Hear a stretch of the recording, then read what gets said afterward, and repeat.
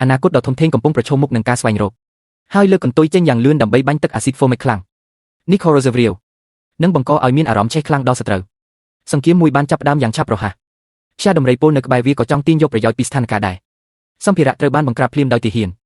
អង្កាំលោតដោយល្បិចក៏បានឆ្លៀតឱកាសដើម្បីកេងចំណេញចន្លោះប្រហោងគាត់ធ្វើត្រាប់តាមទម្រង់ស្រមោចដង្កូវត្រូវបានគេលួចនៅក្រោមច្រមុះរបស់ស្រមោចទឹកកកនៅពេលដែល Kingdom Batchuji គ្រូសា Wasp នៅពីក្រោយក៏បានបន្លឺសំឡេងនៃការវាយប្រហារអាណាចក្រស្រមោចតូចតើយើងអាចស៊ូទ្រាំនឹងគ្រោះមហន្តរាយនេះបានទេកូនក្រមុំហៀបនឹងសម្រាលកូនក្រោយពិធីមង្គលការគាត់ទទួលបានរវាងស្លឹកពីរក្រោយមកដោយប្រើប្រាស់ស្លាបសាច់ដុំនិងផ្នែកនៃខួរក្បាលជាអាហារបាច់ពងទី1ត្រូវបានដាក់ពងមាន់ស្រែតែមួយនេះគឺជាគ្រឹះនៃជាតិក្នុងរយៈពេលតែប៉ុន្មានថ្ងៃប៉ុណ្ណោះកម្លាំងពលកម្មដំបូងបានកើតប៉ុន្តែអ្នកនៅតែត្រូវការប្រើប្រាស់សាច់ដុំរបស់អ្នកនៅពេលក្រោយដើម្បីចិញ្ចឹមពួកគេសប្តាហ៍បានកន្លងផុតទៅគំរូនៃព្រះរាជាណាចក្រនៃសាខានិងស្លឹកត្រូវបានចេញផ្សាយខណៈដែលចំនួននៅតែបន្តកើនឡើងសម្បុកដើមមិនអាចផ្ទុកសមាជិកច្រើនបានទៀតទេក្រោយមកទៀតសញ្ញាគីមីត្រូវបានបញ្ចេញបញ្ជាឲ្យកងយាយចាប់ផ្ដើមសាងសង់សម្បុកពួកគេសាងសង់ស្ពានជាមួយនឹងរាងកាយរបស់ពួកគេចងស្លឹកពីរជាមួយគ្នានេះពិតជាការសាកល្បងកម្លាំងសាខាបន្តិចមួយកាន់ស្លឹកយ៉ាងតឹងបើកណនីតាមសមីមាត្រនៃកម្លាំងមនុស្សពួកគេស្មើនឹងការលើករថយន្តទម្ងន់7តោនដោយដៃម្ខាងប៉ុន្តែពួកគេមិនអាចអូសស្លឹកពីរយ៉ាងយូរពួកគេត្រូវការកៅបិទទៅលើនេះកៅបិទចន្លោះនៅពេលនេះសុខុមាលភាពសាធារណៈដែលមិនច្បាស់លាស់បានមកយឺតដង្កូវនៅក្នុងមាត់របស់គាត់វានឹងដើរតួយ៉ាងសំខាន់ក្នុងការងារខាងក្រោមកៅអីការងារដឹកពងឆ្លងកាត់ស្ពានរស់នៅមកដល់កន្លែងដែលត្រូវការការពង្រឹងដង្កូវវិវត្តទៅដំណាក់កាលជាក់លាក់មួយនិងបណ្ដុះសរសៃសូត្រសូត្រអាចផលិតប្រូតេអ៊ីនពិសេសដោយវាក្បាលដង្កូវយ៉ាងរហ័សជាមួយនឹងអង្តែងដល់វេជំរុញវានឹងបណ្ដេញប្រូតេអ៊ីននៅក្នុងខ្សែសូត្រ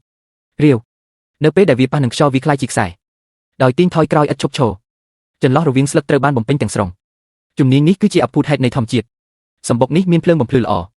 ផ្លាស់ទីសុទ្ធចូលទៅក្នុងបន្ទប់ដែលមានផាសុកភាពនៅពេលក្រោយប៉ុន្តែគេមិនសូវបានដឹងថាអ្វីទាំងអស់នេះត្រូវបានគេមើលឃើញដោយអង្កាំលោតទំលីចូលសម្បុកស្រមោចដើម្បីស៊ីពងវាពិតជាការបាត់បង់ជីវិតប៉ុន្តែប្រសិនបើអ្នកខ្លាញ់បន្លំវាបន្តិចនោះប្រហែលជាការបញ្ចប់មួយផ្សេងទៀតចក្ខុវិស័យរបស់ស្រមោចស្លឹកគឺស្ទើរតែធ្វេសប្រហែសពួកគេពឹងផ្អែកជាចម្បងលើក្លិនរបស់ពួកគេដើម្បីកំណត់អត្តសញ្ញាណវត្ថុអង្កាំលោតនេះមិនត្រឹមតែអាចខ្លាញ់បន្លំរូបរាងរបស់ស្រមោចស្លឹកប៉ុណ្ណោះទេសូម្បីតែក្លិនក៏អាចបង្កើតឡើងវិញបានយ៉ាងល្អឥតខ្ចោះ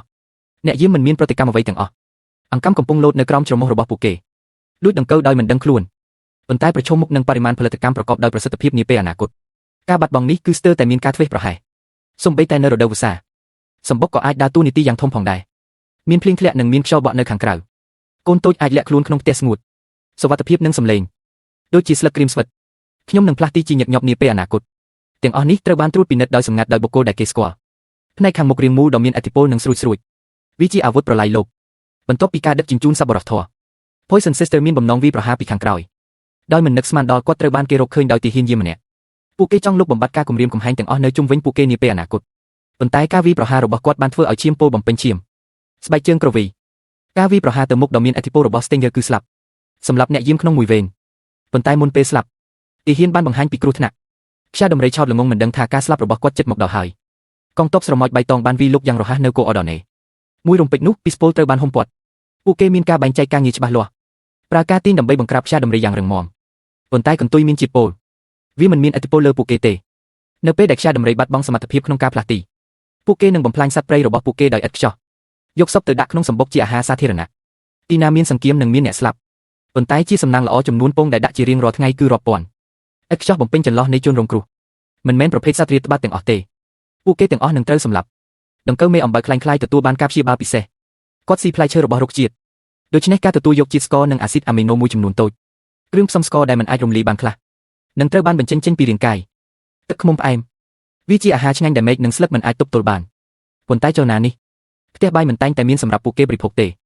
សាខានិងស្លឹកឆ្លាតខ្ញុំបានគិតពីវិធីផ្សេងដង្កូវទាក៏ពឹងលើស្លឹកឈើដើម្បីរស់ដែរទំហំតូចធ្វើឲ្យវាងាយស្រួលគ្រប់គ្រងមែកនិងស្លឹកពួកគេបានប្រើបច្ចេកទេសត្បាញតែមួយគត់របស់ពួកគេ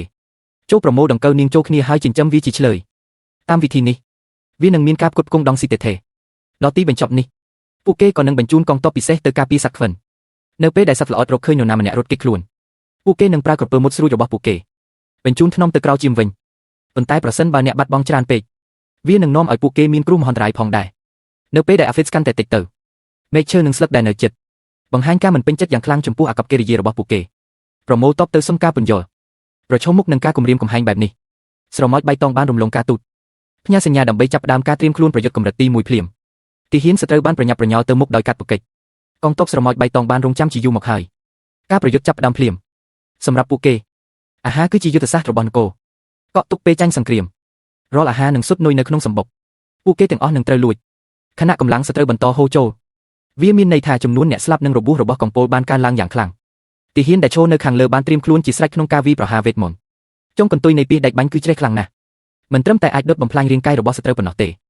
វាក៏អាចធ្វើឲ្យអ្នកឈ្លានពានបាត់បង់ក្លិនរបស់ពួកគេផងដែរនៅពេលដែលស្រមោចបាត់បង់ក្លិនរបស់វាដូចជាមនុស្សបាត់បង់ភ្នែកអត្ថន័យកេរ្តិ៍ឈ្មោះរបស់ Legion អត្ថប្រយោជន៍នៅក្នុងទីតាំងវាតម្លៃបានយកឈ្នះបន្តិចម្ដង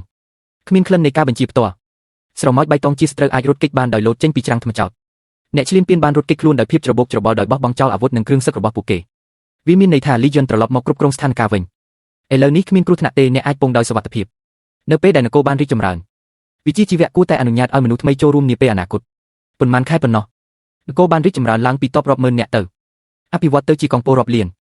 តម្រូវការអាហារវាក៏កំពុងកើនឡើងក្នុងអត្រាតារាសាស្ត្រផងដែរជាមួយនឹងការបន្តចំនួននៃទឹកដីរុក្ខជាតិជុំវិញបានរលត់អស់ទោះយ៉ាងណាក៏ដោយការគំរាមកំហែងនៅក្បែរនោះវាបានរារាំងយ៉ាងខ្លាំងដល់ការអភិវឌ្ឍនៃនគរ Wasps មានការរំជើបរំជួលយ៉ាងខ្លាំងការប្រាជ្ញាចិត្តការពារមាតុភូមិរបស់ពួកគេមិនតិចជាងកងទ័ពអ៊ីស្រាអែលបៃតងទេសត្វដង្កូវដ៏ទន់និងផ្អែមនៅក្នុងសម្បុកសត្វស្វាវាក៏ជាខ្នងដ៏ស្រស់ស្អាតដែលស្រមោចពណ៌បៃតងប្រាថ្នាចង់បានជាយូរមកហើយទោះជាយ៉ាងណាក៏ដោយយោងទៅតាមចម្ងាយរវាងសម្បុកពួកគេប្រហែលជាមិនដែលជួបគ្នាទេក្នុងមួយជីវិតដោយមិននឹកស្មានដល់មានការប្រែប្រួលអាកាសធាតុដែលមិនបានរំពឹងទុកខ្យល់បក់ខ្លាំងបានបណ្ដាលឲ្យសម្បុកស្រមោចមួយនៅជិតសម្បុក Hornets ប្រឈមមុខនឹងភ្ញៀវដែលមិននឹកស្មានដល់ការគំរាមសម្លាប់ត្រូវបានចេញភ្លាមប្រឈមមុខនឹងសត្រូវដែលខ្លាំងជាងខ្លួនឯងមានន័យថាកងទ័ពមិនខ្លាចអ្វីទាំងអស់ Wasps មិនអាចប្រយុទ្ធជាក្រុមដូចជាស្រមោចបៃតងបានទេប្រឈមមុខនឹងការឡោមព័ទ្ធនេះខ្ញុំមិនអាចទប់ទល់បានមួយរយៈប៉ុន្តែនៅក្នុងការប្រកួតមួយទល់នឹងមួយ Hornets មានដៃខាងលើស្រមោចបៃតងពឹងផ្អែកលើការទាញខ្លាំងសង្កត់ដៃនិងជើងរបស់សត្វស្វាយ៉ាងតឹងរ៉ឹងបាញ់ទឹកយ៉ាអ៊ូជាបន្តបន្ទាប់ដើម្បីបំផ្លាញគូប្រកួតទាញយកប្រយោជន៍ពីចំនួនគុណសម្បត្តិដើម្បីចាប់យកពេលនេះបៃតងនៅទីនេះដើម្បីការពារដង្កូវនៅក្នុងសម្បុក Hornets ចេញជាកម្លាំងពេញលេញដើម្បីបើកការសងសឹកយ៉ាងសាហាវនេះគឺជាការប្រឈមមុខគ្នាដ៏ធំសម្បុកស្រមោចបៃតងរុនមួយត្រូវបានរហែកយ៉ាងសាហាវក្រោយមកទៀតសញ្ញាគីមីត្រូវបានបញ្ចេញផ្ដល់អាទិភាពដល់ការជួយសង្គ្រោះដង្កូវការគ្រប់គ្រងតាមអាកាសជាបន្តបន្ទាប់នេះស្រមោចបៃតងបានរងការវាយប្រហារយ៉ាងធ្ងន់ធ្ងរការដកថយគឺជារឿងតែមួយគត់ដែលពួកគេអាចធ្វើបានឥឡូវនេះ Hornets បានសញ្ជ័យអ៊ីស្រាអែលទាំងស្រុងប៉ុន្តែក្រោយមករាងកាយដ៏ធំមិនអាចធ្វើចលនាដោយខ្លួនឯងបានទេទីហ៊ានដែលនៅជុំវិញខ្ញុំអាចផ្ទេរបានតែក្នុងហានិភ័យនៃជីវិតរបស់ពួកគេសង្គ្រាមពិតប្រាកដនឹងមិនមានអ្នកឈ្នះដាច់ខាតភាគីទាំងសងខាងរងរបួសធ្ងន់សង្គ្រាមនេះវាបានវាយប្រហារយ៉ាងធ្ងន់ធ្ងរដល់កងទ័ពបៃតងប៉ុន្តែនៅក្រោមដំបូលតែមួយរឿងបែបនេះនឹងកើតឡើងឆាប់ឬក្រោយមកមានតែតាមរយៈការលុបបំបាត់ភាគីម្ខាងទៀតទាំងស្រុងតើតែប្រទេសមួយត្រូវបានបំផ្លាញទើបអាចអភិវឌ្ឍបានដោយស្ថិរភាព